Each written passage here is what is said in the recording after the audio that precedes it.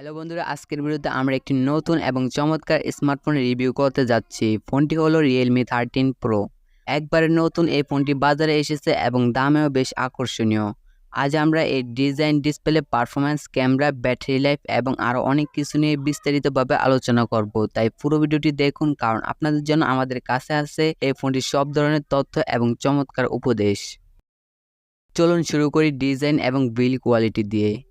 Realme 13 Pro একটি আধুনিক 6.7 ইঞ্চির অ্যামোলেড ডিসপ্লে নিয়ে এসেছে, যা 120 হার্জ রিফ্রেশ রেট সাপোর্ট করে। ফোনটি নির্মাণে ব্যবহৃত হয়েছে প্রিমিয়াম ম্যাটেরিয়ালস, যার ফলে ফোনটি বেশ টেকসই এবং হাতে ধরতে খুবই আরামদায়ক ফিল পাবেন।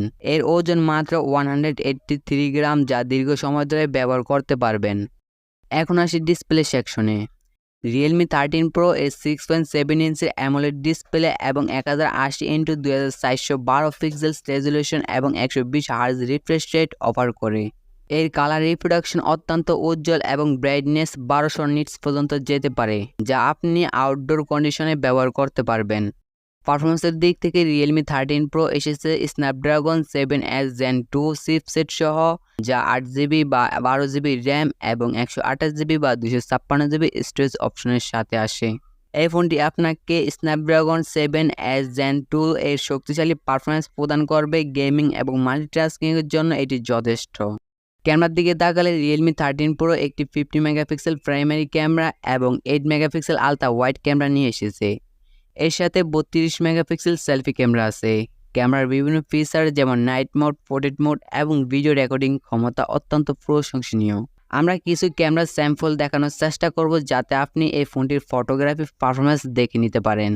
ব্যাটারি লাইফের কথা বললে Realme 13 Pro এ 5200 mAh ব্যাটারি রয়েছে, যা 45 ওয়াট ফাস্ট চার্জিং সাপোর্ট করে। এতে করে ফোনটি দ্রুত চার্জ হবে। 50% চার্জ হতে 19 মিনিট লাগবে এবং সম্পূর্ণ চার্জ হতে 49 মিনিট লাগবে।